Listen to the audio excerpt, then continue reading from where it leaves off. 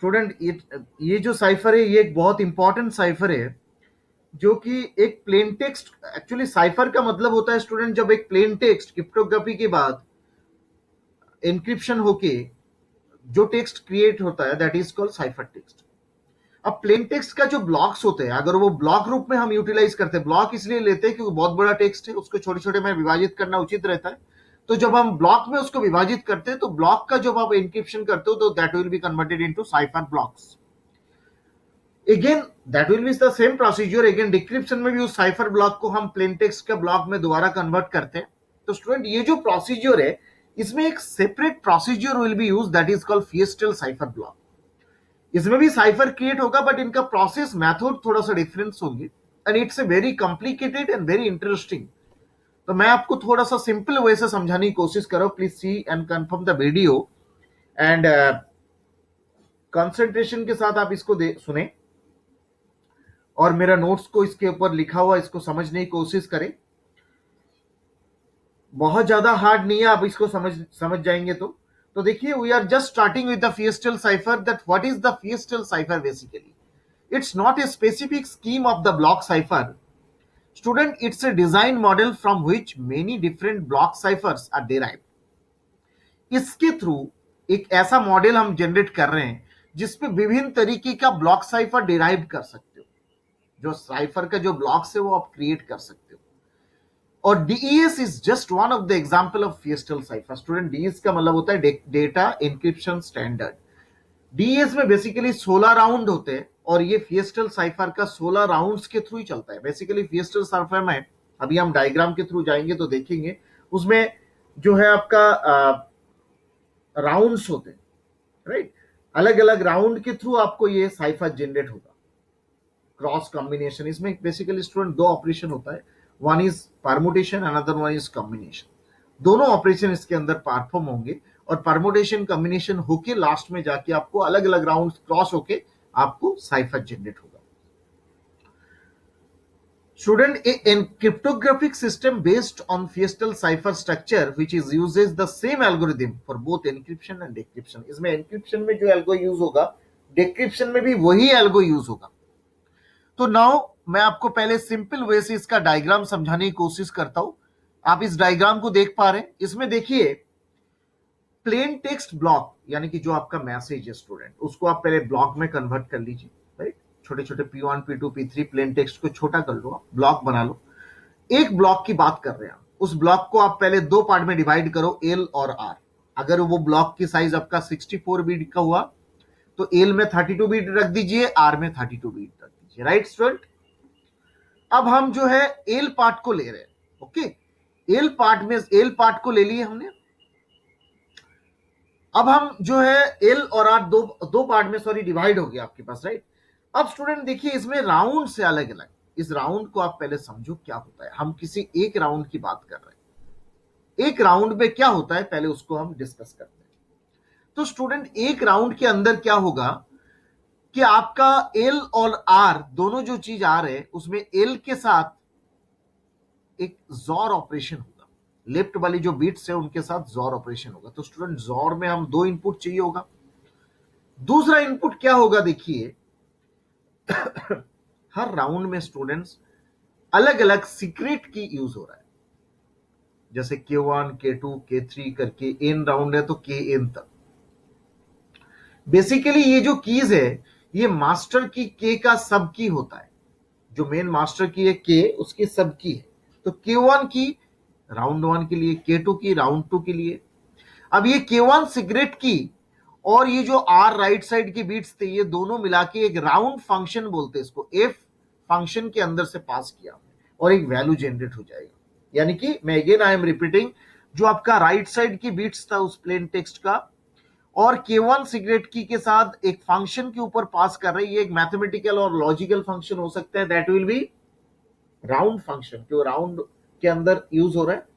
तो इस फंक्शन में क्या क्या पैरामीटर पास हुआ स्टूडेंट, जो नंबर ऑफ जो आपका बिट्स है राइट साइड का और उसके साथ K1 सीक्रेट की। तो इसका जो वैल्यू होगा इस फंक्शन के जरिए उस वैल्यू के साथ लेफ्ट बिट का जॉर ऑपरेशन होगा, लेफ्ट बिट का जॉर ऑपरेशन होगा और आपको एक आउटपुट जनरेट होगा। Again I am repeating, left bit के साथ F of Q1 R1, Q1 R1, ये R1 है और ये आपका Q1 की है। दोनों का जो फंक्शन, राउंड फंक्शन के अंदर से जो वैल्यू आएगा उस वैल्यू के साथ लेफ्ट बिट्स का जॉर होगा और जॉर में से जो आउटपुट आएगा, किस चीज का आउटपुट आ रहा है स्टूडेंट, आप L1 jaw F1 function value का, इनका जो आउटपुट आएगा वो आउटपुट आपके पास कॉम्बिनेशन के थ्रू सब्स्टिट्यूट हो जाएगा, यानी कि वो आउटपुट जो है क्रॉस होके दूसरी राउंड पे वो एज ए R2 के रूप में इन्वॉल्व होगा। यानी कि देखिए उल्टा हो रहा है, यहां से इस L के साथ इस F का जो भी जॉर हुआ है, ये जॉर आपका जो भी जॉर से जो भी आउटपुट आया, that output will be involve as a R2 रूप ऑफ द राउंड 2। और ये जो R1 था स्टूडेंट्स, फर्स्ट राउंड पे जो R1 यूज आ रहा था, वो R1 सीधे सीधे वो value completely as a L1 represent हो जाएगा राउंड 2 में। यानी कि आपके पास L2 L2 रिप्रेजेंट हो जाएगा राउंड 2 में। तो एज ए L2 कौन आ रहा है, R2 इक्वल्स टू L2 हो गया स्टूडेंट्स, और L2 R2 हो गया, और sorry L2 equals to R1 हो गया, मतलब ये जो R1 था वो एज ए L2 रिप्रेजेंट हो गया। और R2 क्या हुआ स्टूडेंट, R2 वो L1 और F1 का जो जॉर होके आउटपुट आया वो R2 रिप्रेजेंट हो गया। तो R2 और L2 आपको मिल गया। अब अगेन आपका जो है ये L2 है, ये आपका R2 है, तो R2 और K2 दोनों की फंक्शन वैल्यू से जो आपका आउटपुट आएगा, ये आउटपुट फंक्शन जो भी है ये आपका L2 के साथ जॉर होगा और आपका क्या बनेगा, R3 बनेगा, और इधर R2 जो था वो L3 बन जाएगा। तो L3 और R3 हो गया, ऐसे Rn और Ln तक चलेगा स्टूडेंट। तो this is the format for every round. और जब कंप्लीट होगा स्टूडेंट, तो लास्ट में उल्टे होंगे, प्लेन टेक्स्ट के जस्ट उल्टे रूप में ये साइफर टेक्स्ट में भी दोनों बीट रिप्रेजेंट हो जाएगा, दोनों बीट रिप्रेजेंट हो जाएगा दो पार्टों में, उनका आप ऐड कर दो, जोड़ कर दो, तो आपको साइफर टेक्स्ट जनरेट हो जाएगा। तो that's why we have written in the encryption process. इसमें दो प्रोसेस हो रहा है स्टूडेंट, आप देख पा रहे हैं, एक हो रहा है एनक्रिप्शन और एक हो रहा है आपका डिक्रिप्शन। तो देखिए एनक्रिप्शन में मैंने लिखा, the encryption process uses the Feistel structure consisting of multiple rounds of the processing, right, अलग अलग राउंड हो रहे हैं of the plain text, each round consisting a substitution step, ये जो substitution step हो रहा है which followed by a permutation step, जो यहाँ पे permutation step को follow करता हुआ चल रहा है। तो ये था स्टूडेंट्स आपका encryption process.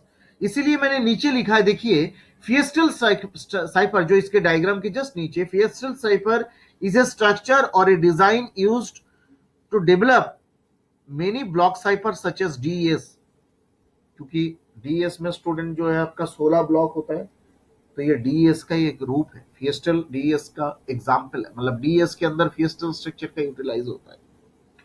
फिएस्टल cipher may have invertible, non-invertible and self-invertible components in its design, right? Now students, हमने एक फिएस्टल साइफर का जो ऊपर एक्सप्लेनेशन है उसको एल्गोरिथम के रूप में एक्सप्लेन किया है। See the algorithm also here. First of all we create a list of all the plain text character, जो ऊपर आप देख रहे थे प्लेन टेक्स्ट कैरेक्टर का लिस्ट लिए थे हमने। Convert the plain text to ASCII value, right, and then 8 bits binary format. Now third point is divide the binary plain text string into two half, दो हाफ में divide कर दिए student, L1 and R1।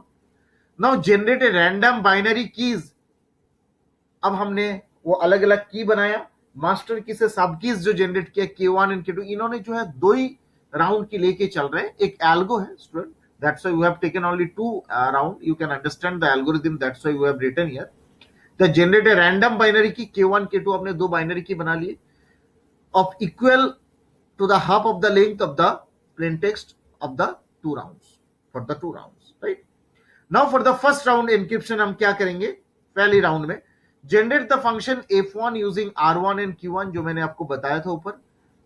f1 हम use में ले रहे हैं, f1 जो फंक्शन होगा वो r1 और k1 के थ्रू होंगे। देखिए ये डायग्राम है, r1 और k1 से f1 होगा, इस f1 के साथ l1 का क्या होगा स्टूडेंट्स, जॉर होंगे। तो देखिए f1 equals to jaw of r1 q1 हो गया, और बी में मतलब सेकेंड में now the new left l2, sorry मैं थोड़ा सा ऊपर एडवांस चला गया, एक बार मैं आपको यहां पे फिर बता देता हूं। f1 jaw of r1 and k1, now the new left, okay l2 new half of the left, that is l2, and right r2 after round 1 r as follows। वो किस तरीके से मिलेगा, देखिए r2 जो होगा, r2 मैंने बताया था, r2 क्या होगा स्टूडेंट, देखिए इस डायग्राम को, r2 कैसे आएगा, l1 और f1 का जोर r2 है, तो that's why we have written here. देखिए r2 जोर ऑफ f1 l1, और आपके पास l2, ये तो r2 हो गया, और l2 क्या होगा स्टूडेंट, वो r1 सीधा सीधा l2 है, that's why we have written l2 equals to r1। Now for the second round of encryption student, f2 जो आ रहा है वो कैसे होंगे, f2 जो है r2 और k2 की जोर होंगे, एंड r3 कैसे होंगे स्टूडेंट्स, जोर of f2, l2, and L3 equals to R2.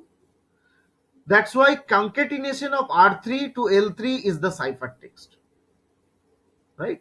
R3 और L3 इन दोनों की जो जस्ट ऑपोजिट हो गया स्टूडेंट, देखिए मतलब L R नहीं होके R L हो गया, right?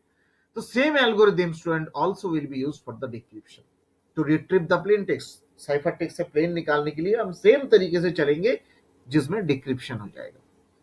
So some important points, students, which we'll have to remember, that is the input block of each round is divided into two hubs, right? दो hub में divide किया था आपने, L और R, जिसको left hub and right hub बोल रहे थे। In each round the right hub of the block R goes through unchanged, but the left hub, क्योंकि आपका जो राइट हब वो चेंज नहीं हो रहे students, but left half goes through an operation that depends on the R and encryption की, exactly क्योंकि इसको राउंड फंक्शन के जरिए आ रहा था, राइट, जो मैंने बताया था।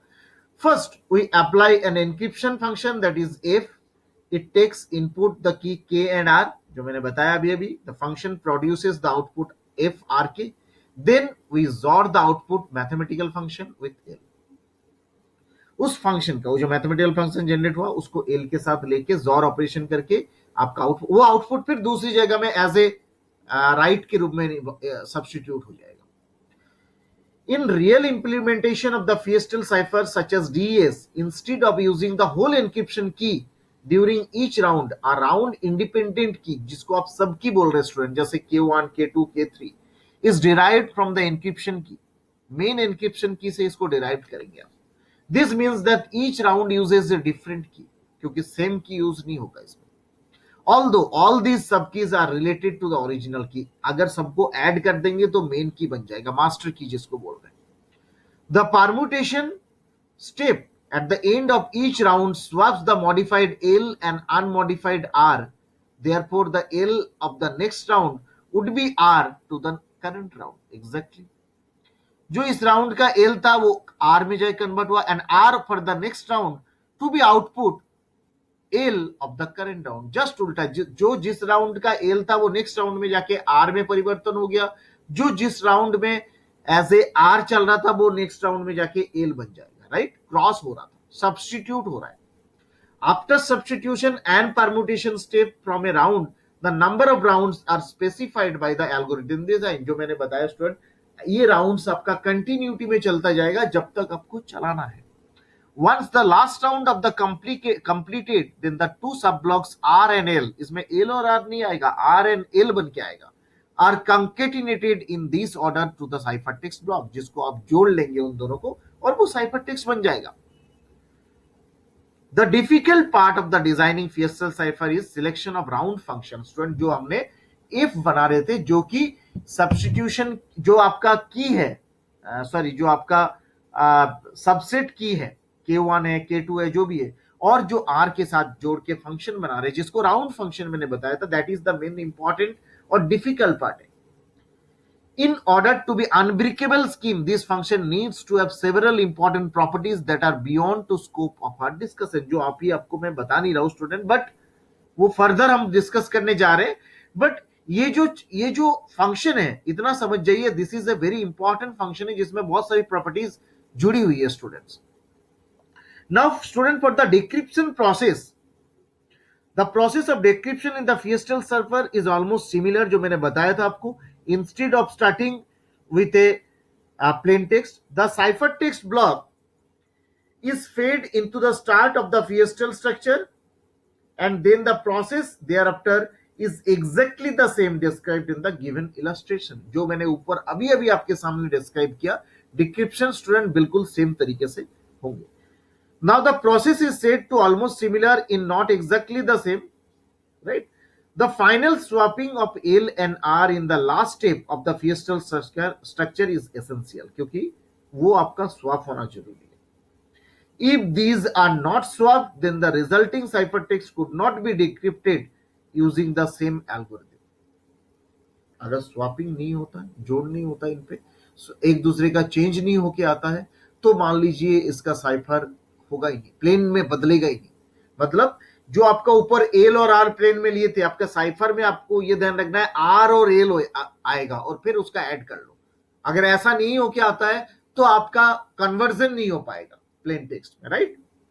Ultimately the number of rounds के बारे में बात करें तो the number of rounds used in a Feistel cipher depend on the desired security from the system. Student, ये तो जरूरी है कि जितनी आप राउंड चलाएंगे उतना सिक्योरिटी स्ट्रांग होता जाएगा. अटैकर के लिए वही प्रॉब्लम हो जाएगा अटैक होना, और जो आपके लिए बहुत ज्यादा बेनिफिशियल है. मोर number of rounds provide more secure system, जो अभी अभी आपको बता रहा था. But at the same time more rounds mean the inefficient slow encryption and decryption process. Student, basically जितना ज्यादा राउंड होगा उतना टाइम कंज्यूमिंग होता जाएगा, बट सिक्योरिटी सिस्टम स्ट्रांग हो जाएगा. So I think student, you have betterly understood what is the structure of the fiestal and how cipher will be generated from the fiestal structure.